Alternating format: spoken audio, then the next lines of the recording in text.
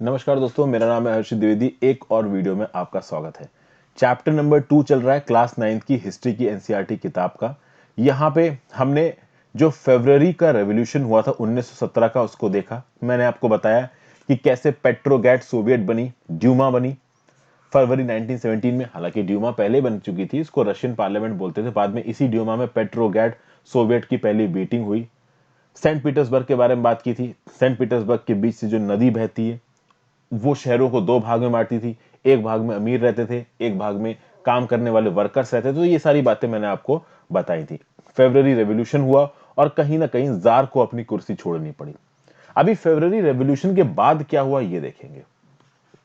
फरवरी revolution के बाद हमने देखा बहुत सारी सोवियट्स बनी। सोवियत कुछ नहीं था दोस्तों, जो वर्कर्स थे और जो सोल्जर्स थे उनका एक ग्रुप, उसको आप बोल सकते हो सोवियत। और ये बोला गया कि भाई प्रोविजनल गवर्नमेंट बनाई जाएगी। इस प्रोविजनल गवर्नमेंट का काम क्या था? इस प्रोविजनल गवर्नमेंट का काम ये था कि भाई एक संविधान बनाएंगे कि भाई कैसे रशिया को आगे चलाया जाएगा। ठीक है भाई। जब ये प्रोविजनल गवर्नमेंट बनी, इस प्रोविजनल गवर्नमेंट में एक प्रॉब्लम थी। प्रॉब्लम ये थी कि आर्मी ऑफिसर्स, लैंड ओनर्स और इंडस्ट्रियलिस्ट, ये लोग इसमें इन्फ्लुएंशियल थे। यानी कहीं ना कहीं वर्कर्स ने एजिटेशन किया। वर्कर्स एजिटेशन करके जार को उखाड़ के फेंक पाए, लेकिन उसके बाद वर्कर्स ने जिन लोगों को ये जिम्मेदारी दी प्रोविजनल गवर्नमेंट के चलते कि भाई आप हमारे लिए एक संविधान बनाइए, अच्छा, उसमें डोमिनेंट कौन कौन था? Army official. अब देखिए, आर्मी ऑफिसर्स को तो डोमिनेंट होना ही था। कहीं ना कहीं जार इन्हीं आर्मी के दम पे राज कर रहा था। जब ये आर्मी ऑफिसर्स रेवोल्यूशनरीज को सपोर्ट करने लगेंगे, आर्मी मिलिट्री रेवोल्यूशनरी को सपोर्ट करने लगेगी, जार की सरकार गिर जाएगी। तो आर्मी ऑफिसर्स तो होंगे प्रोविजनल गवर्नमेंट में। लैंड ओनर्स और इंडस्ट्रियलिस्ट वर्कर्स के रिप्रेजेंटेटिव बन के पहुंच गए प्रोविजनल गवर्नमेंट में। इंडस्ट्रियलिस्ट क्यों? क्योंकि ऑब्वियस सी बात है भाई, वर्कर्स ने एजिटेशन किया था तो इंडस्ट्रियलिस्ट ने बोला कि भाई हम वर्कर के लिए काम करेंगे। हालांकि ये वही इंडस्ट्रियलिस्ट थे जो वर्करों को लूटते थे, वर्करों को अच्छी वर्किंग कंडीशंस नहीं देते थे। बट कहीं ना कहीं सोसाइटी उस समय पे भी बहुत ज्यादा अनइक्वल थी। तो जो ताकतवर लोग थे वो पार्लियामेंट में पहुंच गए, उन्होंने प्रोविजनल गवर्नमेंट बना दी। तो प्रोविजनल गवर्नमेंट लैंड ओनर्स और इंडस्ट्रियलिस्ट। अभी लैंड ओनर और इंडस्ट्रियलिस्ट से तो आप ये बिल्कुल भी एक्सपेक्ट नहीं कर सकते कि वो लोगों के लिए काम करेंगे। अब यहां पे लिबरल और सोशलिस्ट एक्टिव थे। कहीं ना कहीं जो ट्रू लिबरल और सोशलिस्ट थे वो ये जानते थे कि भाई ये जो प्रोविजनल गवर्नमेंट थी कुछ करने वाली नहीं है। यानी कहीं ना कहीं हम लोग कुछ ऐसे कंडीशंस बनाते हैं कि इलेक्टेड गवर्नमेंट आए। इलेक्टेड गवर्नमेंट मतलब कि वोट डाल के रशिया के लोग गवर्नमेंट को चुने। ठीक है भाई। अब जब जार की सरकार हटी और प्रोविजनल गवर्नमेंट बची, तो पब्लिक मीटिंग्स पे, एसोसिएशंस के ऊपर जो बैन लगाया गया था, बैन हटा दिया गया। पूरे देश में सोवियट्स आने लगे। जैसे पेट्रोगार्ड सोवियत था ना, पेट्रोगार्ड सोवियत कुछ नहीं था। ड्यूमा में कुछ सोल्जर्स और वर्कर्स बैठ गए और वो बन गया पेट्रोगार्ड सोवियत। उसी प्रकार से वर्कर्स और सोल्जर्स की लीडरशिप के अंदर बहुत जगह पे सोवियत बना। सोवियत मतलब बहुत जगहों पे ऐसी कम्युनिटीज बनी, ऐसे ग्रुप्स बने जो कि लोगों की बेहतरी की बात करते थे। लेकिन अलग अलग जगह पे जो ग्रुप्स बने ना, उनका इलेक्शन का तरीका, उनका काम करने का तरीका अलग अलग था। एक यूनिफॉर्मिटी नहीं थी। बस रेवोल्यूशन आ गया था। आगे बात करते हैं। बटन, लाइक का बटन दबा दीजिए फ्रेंड्स वीडियो पे। वीडियो को शेयर कर दीजिए अगर अब तक नहीं किया। चैनल को सब्सक्राइब कर लीजिए अगर अब तक नहीं किया। वीडियो पे ज्वाइन बटन दबा के नीचे आप चैनल के मेंबर बन सकते हैं, उससे मेरी हेल्प कर सकते हैं। इंस्टाग्राम पे फॉलो कर लीजिए, आपकी जेन्युइन डाउट्स जवाब दूंगा। टेलीग्राम ग्रुप ज्वाइन कर लीजिए, वहां पे आपको लेक्चर की पीडीएफ मिल जाएगी। अब अप्रैल 1917 में एंट्री होती है बोल्शेविक लीडर व्लादिमीर लेनिन की। अब ऐसा नहीं है कि अप्रैल 1917 से पहले व्लादिमीर लेनिन एक्टिव ही नहीं थे। व्लादिमीर लेनिन बहुत पहले से एक्टिव थे। 1914 में जब वॉर शुरू हुआ ना, उसी समय से व्लादिमीर और ये जो पूरा का पूरा बोल्शेविक ग्रुप था, वो रशिया का पार्टिसिपेशन जो था वॉर में उसके अगेंस्ट बात करते थे। वो ये नहीं चाहते थे कि वॉर में रशिया पार्टिसिपेट करे, लेकिन जार की अथॉरिटी को वायलेट करना था उनका ऐसा बोलना, इसलिए उनको रशिया छोड़ के भागना पड़े। वो एग्जाइल में चले गए थे, क्योंकि ये बोल्शेविक अगर रशिया में रहते तो जार इनको जिंदा नहीं रहने देता। ठीक है भाई। अब जब ये व्लादिमीर लेनिन और बोल्शेविक पहुंचे रशिया, इनका जो अप्रोच थी वो बिल्कुल अलग थी। इनकी अप्रोच कभी भी प्रोविजनल गवर्नमेंट वाली अप्रोच नहीं हो सकती।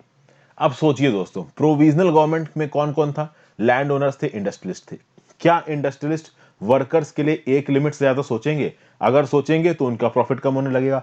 क्या लैंड ओनर्स एक लिमिट से ज्यादा वर्कर्स के लिए सोचेंगे? अगर सोचेंगे तो जो उनके पास जमीन है वो उनके पास से चली जाएगी। लेकिन जब ये बोल्शेविक आए, इन बोल्शेविक ने बोला ये जो Soviet societies, Soviet committees all over Russia में स्टैब्लिश हो रही है, अब पावर इनके पास आनी चाहिए। अब सोवियत क्या बोलते हैं, व्लादिमीर लेनिन क्या बोलते हैं, वॉर को खत्म करो, जो भी जमीन है जिनके ऊपर लैंड ओनर्स ने कब्जा कर रखा है उसको पीजेंट को ट्रांसफर करो, बैंकों को नेशनलाइज करो। यहां पे 3 डिमांड रखी लेनिन ने, जिनको बोला गया लेनिन्स अप्रैल थीसिस। और ये बड़ी डेंजर डिमांड थी अगर उस समय की आप रशियन सोसाइटी की बात करिए। यहां पे लेनिन क्या रख रहे हैं डिमांड, कि ये जो बोल्शेविक पार्टी है इसको नाम दो कम्युनिस्ट पार्टी, क्योंकि अब हमारे जो एम है वो कम्युनिस्ट एम है, रेडिकल आइडियाज है, मार्क्स के आइडियाज है। क्या बोला जा रहा है अप्रैल थीसिस में, कि भाई बैंकों का नेशनलाइजेशन, लैंड को पीजेंट को ट्रांसफर करो और वॉर को बंद करो। वॉर बंद करने पे तो कहीं ना कहीं ये जो बोल्शेविक, ये जो प्रोविजनल गवर्नमेंट थी वो भी तैयार थी, लेकिन बैंकों का नेशनलाइजेशन, बैंकों का नेशनलाइजेशन मतलब आप सेंट्रलाइज्ड ओनरशिप की बात करो, आप सरकार की ओनरशिप की बात करो। सरकार की ओनरशिप कभी नहीं चाहेंगे इंडस्ट्रियलिस्ट और लैंड ओनर्स। जो इंडस्ट्री चला रहे हैं वो तो क्या प्राइवेट ओनर्स हैं, क्या एक प्राइवेट ओनर कभी भी अपनी ओनरशिप सरकार को देना चाहेगा? लैंड ओनर्स ये जानता है कि अगर सेंट्रलाइज्ड ओनरशिप आ गई, सब कुछ भाई अगर सरकार के पास चला गया, सरकार तो किसानों को बांट देगी, सरकार अगर किसानों को बांट देगी तो हम तो जमीन पे पहुंच जाएंगे। मतलब कहीं ना कहीं जो ये आइडियाज थे बोल्शेविक पार्टी के, वो आइडियाज उस प्रोविजनल गवर्नमेंट से नहीं मिल रहे थे जो प्रोविजनल गवर्नमेंट फरवरी रेवोल्यूशन करके जार को हटा के बैठी थी ताकत में। हालांकि प्रोविजनल गवर्नमेंट का ताकत में बैठने की वजह एक तो मिलिट्री थी, दूसरे वर्कर्स थे। ठीक है भाई, अब बोल्शेविक पार्टी में और ओवरऑल रशिया में ऐसे बहुत से लोग थे कि अभी हम सोशलिस्ट रेवोल्यूशन की स्टेज पे नहीं आए। सोशलिस्ट रेवोल्यूशन ही है ना भाई, आप पूरा का पूरा सेंट्रलाइज कंट्रोल सेंट्रल गवर्नमेंट को दे रहे हो, आप सारा का सारा लैंड जो कि प्राइवेट हैंड्स में था उसको किसानों में बांटने की बात कर रहे हो, आप गवर्नमेंट ओनरशिप की बात कर रहे हो। तो अगर गवर्नमेंट ओनरशिप होगी तो कोई प्राइवेट प्लेयर, कोई इंडस्ट्रियलिस्ट सर्वाइव ही नहीं कर पाएगा। तो ये सब बातें होने लगी। तो कहीं ना कहीं जो स्टैंड बोल्शेविक ने सामने रखा, जो स्टैंड लेनिन ने सामने रखा, वो प्रोविजनल गवर्नमेंट के स्टैंड से बिल्कुल अलग होता नजर आ रहा था। यहां पे देखिए लेनिन साहब अप्रैल 1917 में वर्कर्स की मीटिंग के एजिटेशन को लीड कर रहे हैं। यहां पे खड़े हैं लेनिन। उस समय पे बहुत ही करिश्मा था लेनिन का, भाई बहुत मानते थे लोग लेनिन को। ठीक है भाई, अब आप देखिए कि शुरुआत में तो वर्कर्स को, जो लोग भी एजिटेशन कर रहे थे, जिन्होंने फरवरी का एजिटेशन किया था, कहीं ना कहीं वो लोग शुरू में लेनिन के आइडिया से लगा कि भाई कुछ ज्यादा ही रेडिकल आइडियाज है। धीरे धीरे उनको लगा कि जब हम रेवोल्यूशन कर ही रहे हैं तो ढंग से कर देते हैं। तो भाई धीरे धीरे समर में वर्कर्स मूवमेंट फैलता चला गया। समर कब आएगी, तो फरवरी में वो रेवोल्यूशन हुआ था, तो मार्च अप्रैल मई जून जुलाई कहीं ना कहीं रेवोल्यूशन जोर पकड़ने लगा। इंडस्ट्रियल एरियाज में फैक्ट्री कमेटी बनने लगी। फैक्ट्री कमेटी सवाल पूछने लगी कि भाई इंडस्ट्रियलिस्ट कैसे अपनी फैक्ट्री चला रहे हैं। अब देखो एक तरफ लेनिन और बोल्शेविक पार्टी खड़ी होकर क्या बोल रही है कि सब कुछ सरकार की ओनरशिप में। अभी सब कुछ सरकार की ओनरशिप में तो कोई प्राइवेट ओनरशिप होगी ही नहीं, और सरकार की ओनरशिप में होगी तो वर्कर्स को क्या लगेगा कि हमारे लिए बहुत कुछ अच्छा होने वाला। जबकि आप आगे देखोगे कि अच्छा होगा नहीं। जब ये बोल्शेविक पार्टी ताकत में आएगी ना, उसके बाद यही बोल्शेविक पार्टी शोषण करेगी। लेकिन लोग क्या सोच रहे थे कि आगे जो होगा वो होगा, अभी के लिए हमारा शोषण बंद करो। तो ये इंडस्ट्रियलिस्ट कैसे अपनी फैक्ट्रीज को चला रहे हैं, ये गलत है। सोल्जर कमिटी बनने लगी आर्मी में, ट्रेड यूनियंस ग्रो करने लगे। फिर भाई जून में 500 सोवियत, सोवियत मतलब जो अलग अलग कमिटीज बन गई थी पूरे रशिया में लोकल लेवल पे, उन्होंने अपने रिप्रेजेंटेटिव्स को भेजा to all Russian Congress of socialist. अब जो प्रोविजनल गवर्नमेंट बनी थी सेंटर में, उसको लगा यार ऐसे तो हमारी ताकत कम हो जाएगी, ऐसे तो हमारी कुछ औकात बचेगी ही नहीं, ये बोल्शेविक ही ताकतवर होते जा रहे हैं। तो कहीं ना कहीं प्रोविजनल गवर्नमेंट को लगा कि भाई इन बोल्शेविक को हटाओ, ये तो हमें उखाड़ फेंकेंगे हमारी जगह से।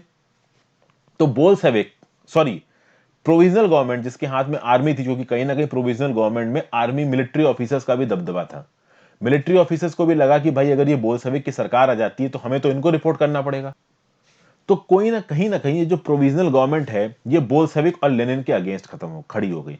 और जब ये इनके अगेंस्ट खड़ी हो गई तो प्रोविजनल गवर्नमेंट ने बोल्शेविक को दबाने के लिए स्टर्न मेजर्स लिए। कहीं ना कहीं अब बोल्शेविक को दौड़ा दौड़ा के मारा गया। ठीक है, जो वर्कर्स अपनी फैक्ट्रीज को चलाने में मैनेजमेंट का रोल मांग रहे थे उनको रोका गया, उनके लीडर को अरेस्ट किया गया।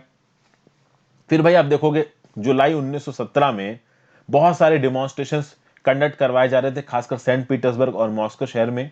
किसके द्वारा? इन बोल्शेविक्स के द्वारा। इनको रिप्रेस किया गया।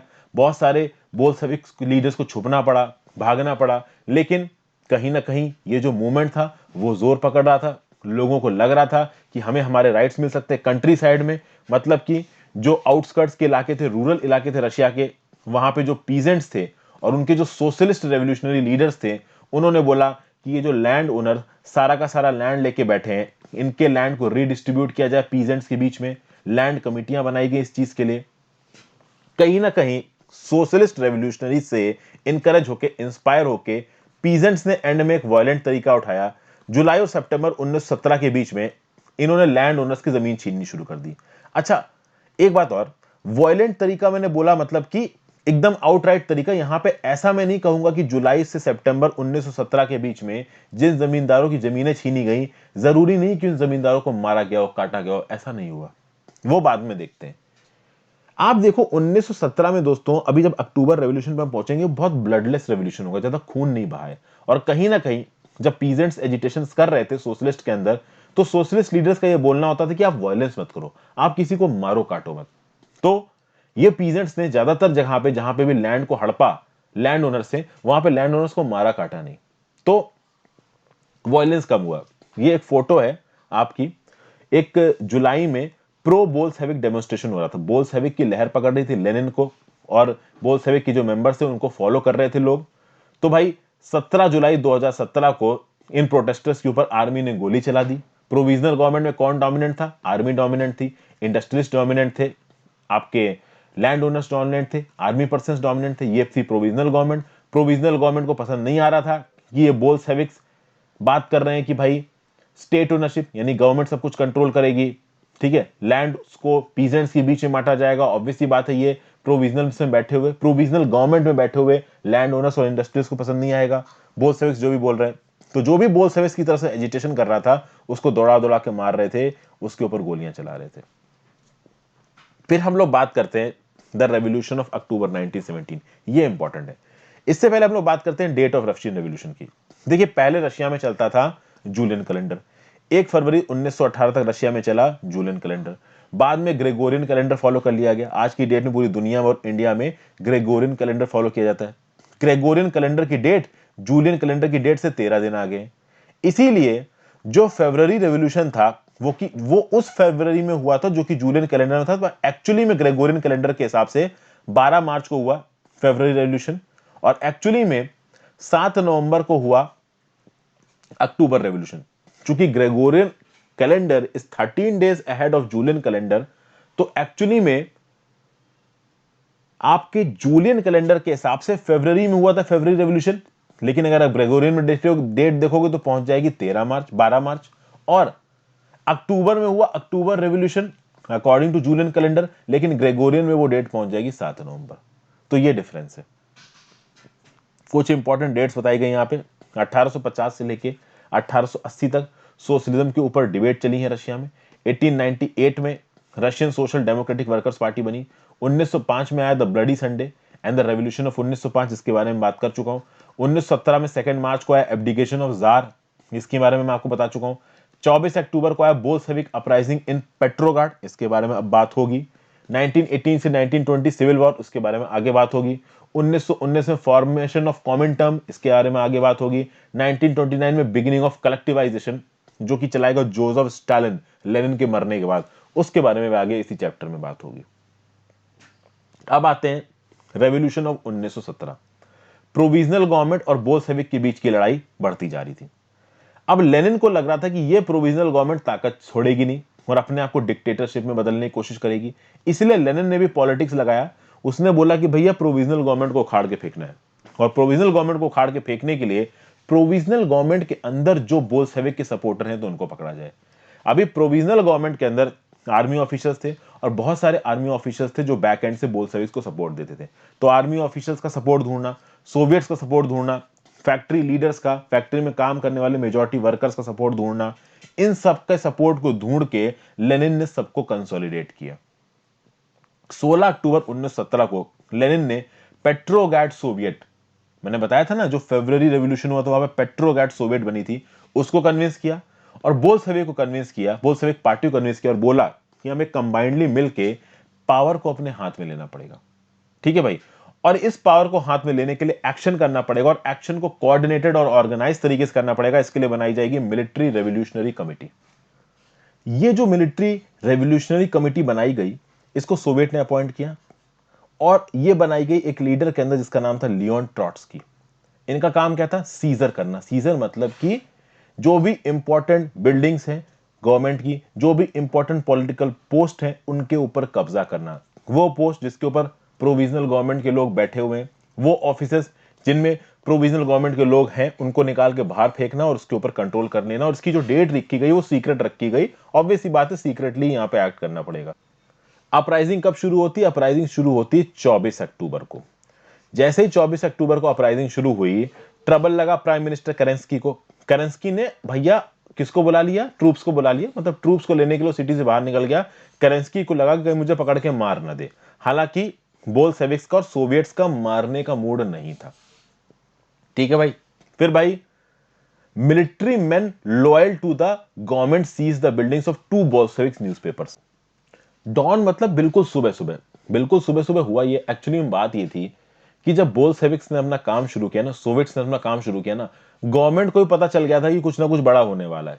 तो गवर्नमेंट ने भी अपने मिलिट्री मैन को बोला कि भैया कुछ ना कुछ करो।